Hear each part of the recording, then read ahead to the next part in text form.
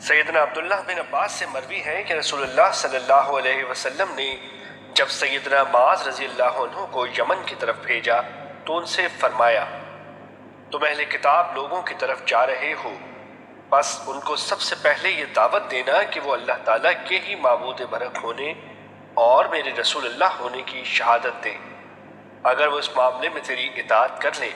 تو ان کو بتلانا کہ اللہ تعالیٰ نے ایک دن رات میں ان پر 5 نمازیں فرض کی ہیں۔